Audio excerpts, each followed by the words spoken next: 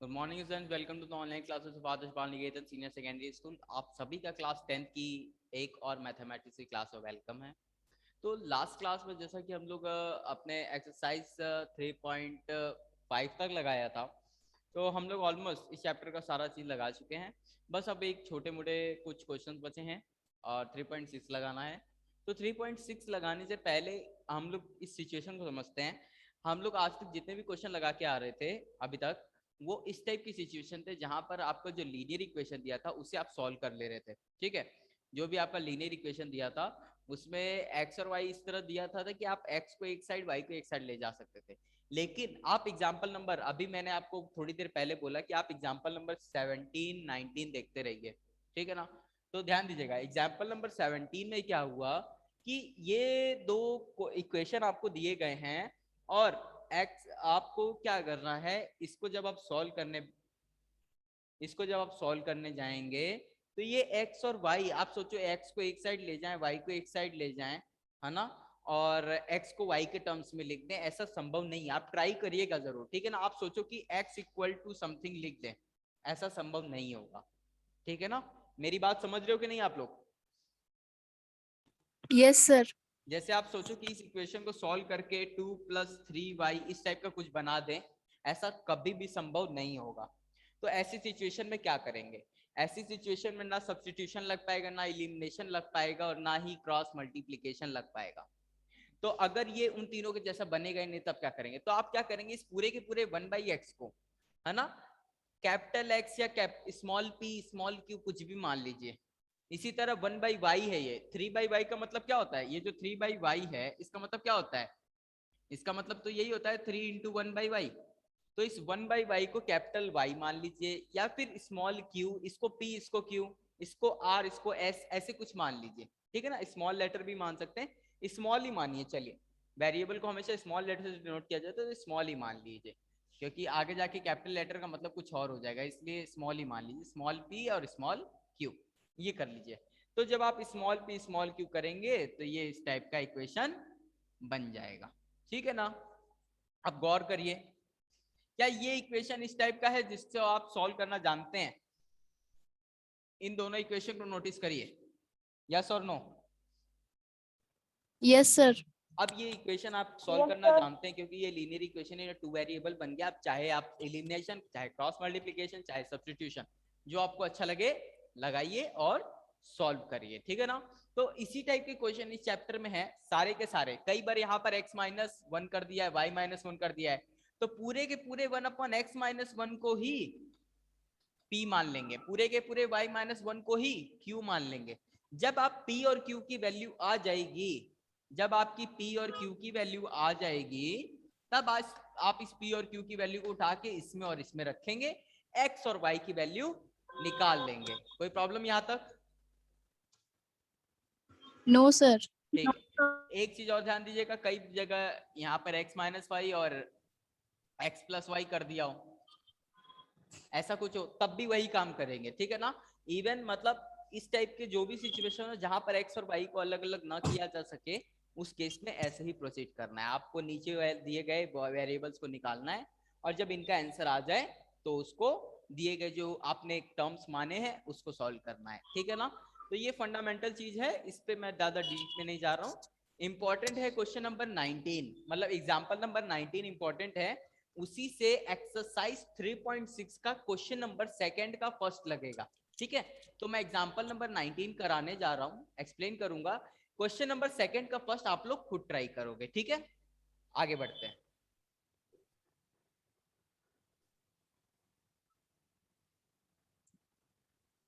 पहले समझिए up stream और डाउन स्ट्रीम। ये क्वेश्चन है अप स्ट्रीम, जब आप पानी में किसी नाव को चला रहे हैं, up stream and down stream. आप लोग मतलब समझते हैं अप स्ट्रीम यानी ये एक तरह से फिजिक्स का भी क्वेश्चन है। तो अप स्ट्रीम में क्या होता है, पानी जो आप जो है पानी की विपरीत दिशा में जाते हैं। You always try to row your boat in the opposite direction of the flowing direction of the river, and in the downstream you always row your ship in the direction of as that of your as that of that river. ठीक है ना। यानी कि आप up stream में हमेशा जो river है उसके अपोजिट डायरेक्शन में अपनी नाव चलाओगे, जबकि डाउन स्ट्रीम में आप सेम डायरेक्शन में चलाओगे। रिवर इस डायरेक्शन में जा रहा है तो आप बोट भी उसी डायरेक्शन में चलाओगे। अब एक बात खुद से सोचो और बताना कि अप स्ट्रीम में नाव जब चलाओगे और डाउन स्ट्रीम में जब आप चलाओगे, आप अप स्ट्रीम में नाव का वो होता है ना, क्या बोलते हैं, चप्पू बोलते हैं उसको शायद, जो भी बोलते हैं, उसको एक बार चलाओगे ना तो आप जितना घिसकोगे क्या वो डाउन स्ट्रीम में सेम होगा या अलग होगा? अलग होगा। डिफरेंट, अलग होगा, ऑब्वियस सी बात है। यानी कि मान लीजिए ये जमीन है, फर्श जो है जिस पर मैं खड़ा हूं, है ना, ये फर्श पीछे की तरफ आ रहा है और मैं आगे की तरफ जा रहा हूँ, तो मैं जिस स्पीड से आगे चल रहा हूँ अभी, वो स्पीड, है ना, जब फर्श मुझे जहां लेके जा रहा है, फर्श पीछे की तरफ आ रहा है, मैं आगे की तरफ जा रहा हूँ, तो जैसे मैं एक कदम बढ़ाऊंगा जितनी देर में, फर्श पीछे भी जाएगा। यानी कि इस तरह से समझिए, मेरी स्पीड है 1 स्टेप पर सेकेंड, यानी कि मैं 1 सेकेंड में 1 कदम चलूंगा। समझ गए बात? 1 सेकेंड में 1 कदम चलूंगा। और फर्श की स्पीड भी 1 स्टेप पर सेकेंड, बट ऑपोजिट डायरेक्शन में। तो जैसे ही मैं 1 सेकेंड में 1 कदम चलूंगा, फर्श भी 1 सेकेंड में 1 कदम पीछे आ जाएगा। तो एक्चुअल में मैं जहां जितना ज्यादा आगे बढ़ूंगा उतना ही कदम पीछे आऊंगा, तो मैं एक ही जगह खड़ा रह जाऊंगा। समझ गए कि नहीं बात? Yes sir. समझ गए? यानी यस कि सर। मैं जिस भी स्पीड से आगे बढ़ूंगा, जो सरफेस है वो मुझे उसी स्पीड से पीछे ढकेलेगा। यानी कि मेरी नेट स्पीड, टोटल स्पीड क्या हो गई, मेरी स्पीड अगर x है तो जो फर्श की स्पीड है वो मुझे पीछे ढकेलेगी ऑपोजिट डायरेक्शन में, तो -y। ये बात समझ में आया कि नहीं? Yes sir. अब एक बार खुद से सोचो, यस सर। खुद से सोचो, अर्थ की जो सरफेस है उसकी स्पीड है 1 स्टेप बैकवर्ड और मेरी स्पीड है 1 स्टेप फॉरवर्ड। तो जैसे ही मैं 1 स्टेप फॉरवर्ड आऊंगा, मुझे अर्थ वापस 1 स्टेप बैकवर्ड फेंक देगा उसी समय। तो यानी कि मैं जहां चला था वहीं खड़ा रह जाऊंगा। लेकिन अगर मैं चाहता हूं कि मैं आगे बढ़ूं, सही में आगे बढ़ूं, तो मेरी स्पीड ज्यादा होनी चाहिए इसकी स्पीड से। किसकी? सरफेस की स्पीड से। और अगर मेरी स्पीड कम रह जाएगी तो ये सरफेस मुझे पीछे ढकेलते चला जाएगा। और अगर मुझे एक जगह टिके रहना है तो मेरी स्पीड और सरफेस की स्पीड सेम होनी चाहिए। और अगर मुझे सरफेस से आगे जाना है तो मेरी स्पीड सरफेस से ज्यादा होनी चाहिए। ठीक है, इतना बात समझ में आया? हाँ सर। अब मैं कहा कि अप स्ट्रीम जब जा रहे हैं, मेरी स्पीड सरफेस की स्पीड से अगर ज्यादा होगी तो इसको इससे माइनस करने पे आंसर पॉजिटिव आएगा या निगेटिव? पॉजिटिव। पॉजिटिव आएगा। पॉजिटिव। कोई ऐसा जिसे ना समझ में आ रहा हो मेरी बात तो बोलेगा तुरंत।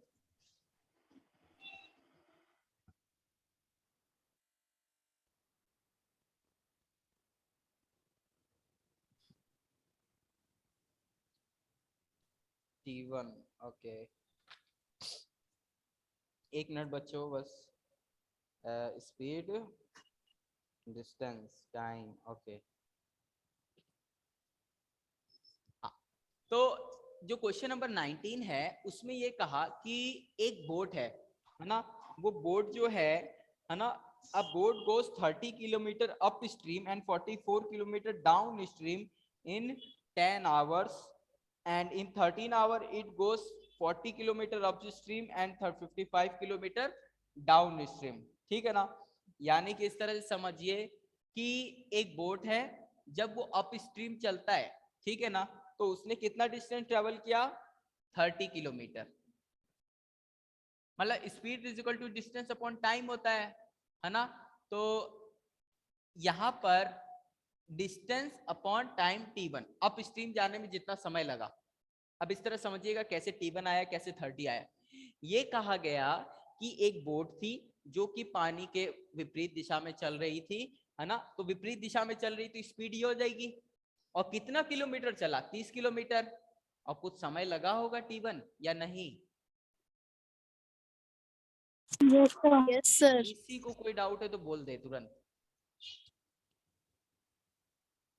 चलिए नहीं डाउट है तो कोई बात नहीं। अब डाउन स्ट्रीम समझिए, मान लीजिए मैं जिस डायरेक्शन में जा रहा हूं, ये सरफेस भी उसी डायरेक्शन में जा रहा है ना, तो मैं एक कदम चलूंगा, सरफेस की भी स्पीड एक कदम है, तो एक्चुअल में मैं चलूंगा तो एक ही कदम, लेकिन घिसक जाऊंगा 2 कदम। समझ गए बात? फिर से समझना, मैं ये सरफेस की स्पीड भी है 1 स्टेप पर सेकेंड, मेरी स्पीड भी है 1 स्टेप पर सेकेंड। तो जैसे ही 1 सेकेंड बीतेगा, आपकी घड़ी में 1 सेकेंड बीतेगा, मैं यहां से यहां आऊंगा, लेकिन मैं तो एक कदम चल के यहीं आऊंगा, बट आपको नजर आएगा कि मैं यहां नहीं, यहां हूं। इसकी वजह ये, क्योंकि एक कदम तो मैंने चला और उसी समय अर्थ का सरफेस भी मुझे घिसका के यहां ले आया, एक कदम उसका भी, तो टोटल हम दोनों का स्टेप जुड़ जाएगा। यानी कि जब हम दोनों ऑब्जेक्ट सेम डायरेक्शन में जा रहे हैं, सरफेस एंड दैट ऑब्जेक्ट, तो दोनों की स्पीड क्या हो जाएगी? प्लस हो जाएगी। नहीं समझ में आया बात?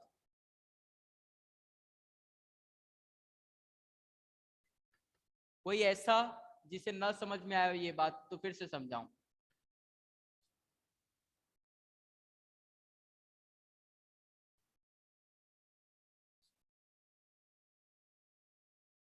प्रशाली, दीपक, चिराग, सान्या, वागिशा। आ गया सर समझ में। चल आ गया सर। ठीक। तो आपको यही कहा कि पहली सिचुएशन ये है कि वो बंदा जब अप स्ट्रीम में जाता है तो 30 किलोमीटर के हिसाब से चलता है, तो T1 समय लगता है, सॉरी 30 किलोमीटर डिस्टेंस ट्रेवल करता है T1 समय में, तो स्पीड ये रहती है। डाउन स्ट्रीम में स्पीड ये रहती है, डिस्टेंस ये ट्रेवल करता है T2। आपको ये कहा है कि T1 प्लस T2, उसको टोटल समय अप स्ट्रीम और डाउन स्ट्रीम वाला दोनों काम पूरा करने में 10 घंटा लगा। कितना? 10 आवर्स। समझ गए बात? नहीं समझे? Yes sir. तो यानी कि T2 की वैल्यू क्या होगी? 44 upon x plus y, and इसकी वैल्यू क्या होगी T1 की? 30 अपॉन एक्स माइनस वाई। अब आप T1 एंड T2 की वैल्यू यहां रख देंगे, ठीक है ना? तो देखिए क्या होगा, 44 upon 30 upon x minus y and 44 upon x plus y is equal to 10 hours. हो गया, ये सॉल्व हो गया। X 1 upon x minus Y को कैपिटल स्मॉल p मान लेंगे, 1 अपॉन एक्स प्लस वाई को स्मॉल q मान लेंगे, फिर सॉल्व कर देंगे, है ना? मतलब इसी तरह अभी एक और इक्वेशन आ जाएगा। कोई प्रॉब्लम यहां तक? No sir. किसी को भी हो तो ऑनेस्टली बोल दीजिएगा, कोई बड़ी बात नहीं है। नो अब सर। एक इंपॉर्टेंट चीज बता दूं इसमें, ठीक है ना? आज हम लोग सिर्फ एक यही क्वेश्चन डिस्कस करेंगे, 5 से 10 मिनट आपके और लूंगा, ज्यादा नहीं। तो इसी तरह आपका जो अगला वाला इक्वेशन है ना, उसमें जो है 40 एंड 55 हो गए, यहाँ पर 40 हो जाएगा और यहाँ 55 हो जाएगा। जैसे यहाँ 40 एंड 55 होगा, आपका एक और इक्वेशन रेडी हो जाएगा। दोनों इक्वेशन रेडी होने के बाद आप उसे सॉल्व करेंगे, ठीक है ना? एग्जाम्पल नंबर 19 बता रहा हूं। तो देखिए पहला इक्वेशन तो ये रहा, और दूसरा क्या है, तो मैं डायरेक्टली इक्वेशन लिख रहा हूं, देखिएगा। तो इस पूरे एक इक्वेशन तो ये रहा, और एक इक्वेशन ये वाला बन जाएगा 40 upon x minus y plus 55 upon x plus y. कितना समय लिया? डाउन स्ट्रीम में 13 आवर्स, ठीक है? यहां तक हो गया। अब इस 1 अपॉन एक्स माइनस वाई को स्मॉल p मान लो, and 1 upon x plus Y को स्मॉल q मान लो। तो हमारा जो दोनों इक्वेशन है वो इस टाइप का हो जाएगा, 30p plus 44q is equal to 10, and ये वाला इक्वेशन हो जाएगा 40p plus 55q is equal to 13। अब दोनों इक्वेशन को सॉल्व करेंगे, p और q की वैल्यू आ जाएगी। जैसे p और q की आएगी, इसमें रख के वापस से इक्वेशन को सॉल्व करेंगे तो x और y की वैल्यू आ जाएगी, ठीक है ना? तो x और y की वैल्यू आपको पता चल जाएगा। x और y क्या बताएगा?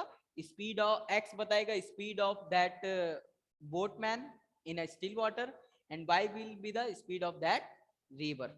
ओके, तो ये थोड़ी सी बेसिक सी चीज थी।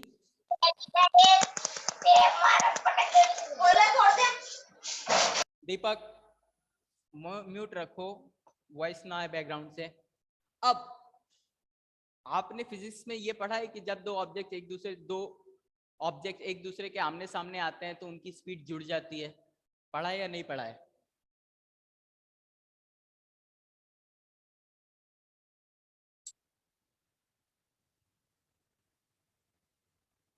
यस और नो?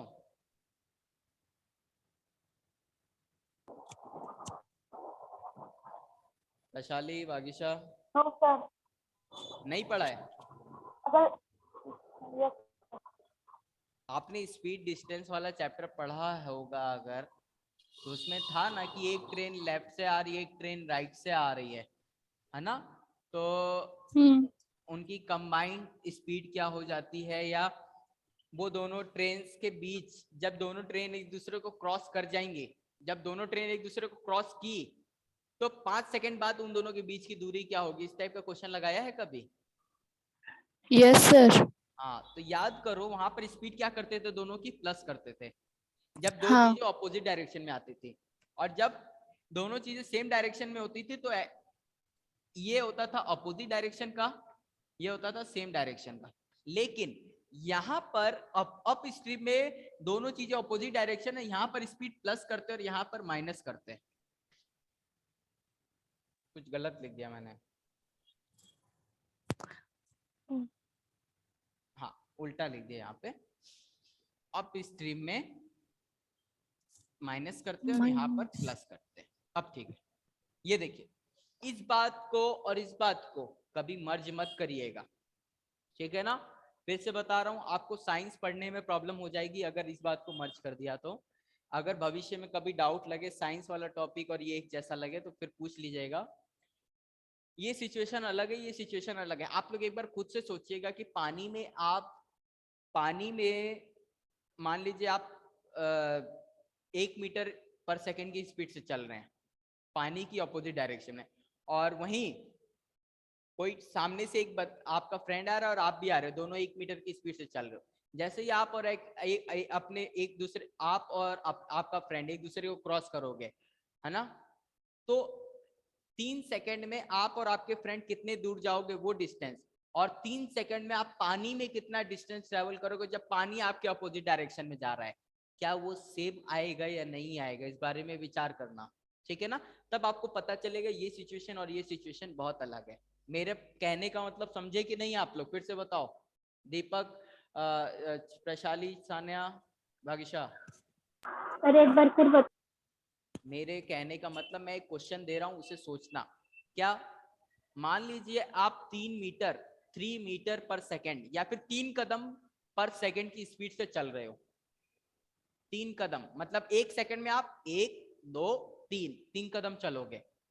ये सिचुएशन जब आप चल रहे हो और आपका एक दोस्त आ रहा है वो भी उसी स्पीड से है, तो जैसे ही आप दोनों एक दूसरे को हाथ मिलाए फिर एक दूसरे को इग्नोर करके जाने लगे, तो 5 सेकंड बाद दोनों की स्पीड 3 स्टेप पर सेकंड है, तो 5 सेकंड बाद तुम दोनों के बीच की दूरी क्या होगी?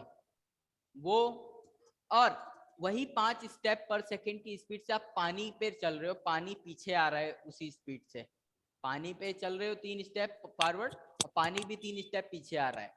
तो उस केस में, पानी वाले केस में और आपके फ्रेंड वाले केस में, दोनों केसेस में 5 सेकंड बाद पानी में आपके द्वारा चली गई डिस्टेंस और 5 सेकंड बाद आपके द्वारा चली गई डिस्टेंस आपके फ्रेंड से सेम होगी या अलग होगी, इस बारे में विचार करना। तब आपको समझ में आएगा कि क्यों यहाँ पर ऑपोजिट डायरेक्शन होने पर प्लस हो रहा है और यहाँ पर ऑपोजिट डायरेक्शन होने पर माइनस हो रहा है। समझ गए बात? नहीं समझे? Yes sir.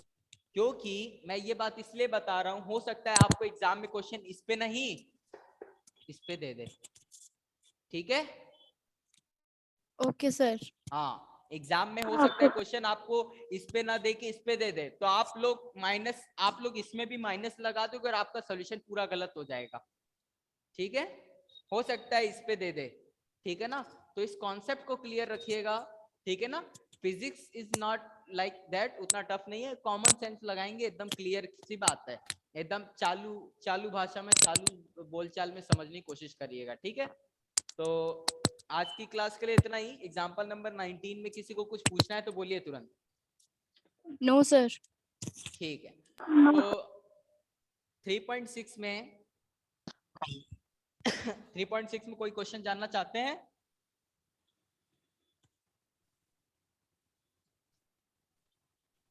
देखिए 3.6 का बचा हुआ पोर्शन हम लोग कल करेंगे, लेकिन 3.6 में क्वेश्चन नंबर फर्स्ट में कुछ जानना चाहते हैं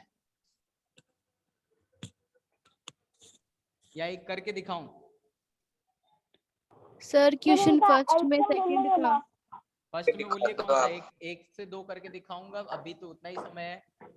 कौन सा बताऊं फर्स्ट में?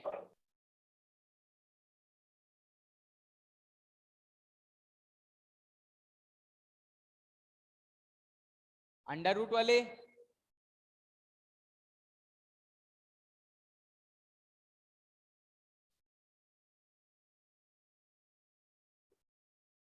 कुछ डिसाइड किया कौन सा?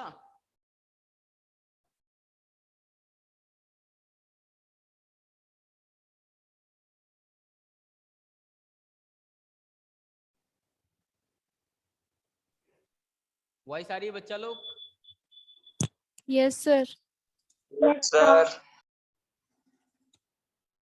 तो क्वेश्चन नंबर 1 में इतना ही, मतलब 1 हम लोग कल डिस्कस करेंगे, मतलब एक्सरसाइज 3.6 हम लोग कल लगाएंगे। तो जितना आज बताया वो ध्यान में रखिएगा, एंड एग्जाम्पल नंबर 19 को पढ़ के, है ना, क्वेश्चन नंबर सेकंड का फर्स्ट आप लोग होमवर्क में आज करेंगे, ठीक है ना? कोई प्रॉब्लम किसी को? No sir. चलिए सब लोग करिएगा, किसी को प्रॉब्लम हो तो बोलिएगा, ठीक है ना? Thanks for the join.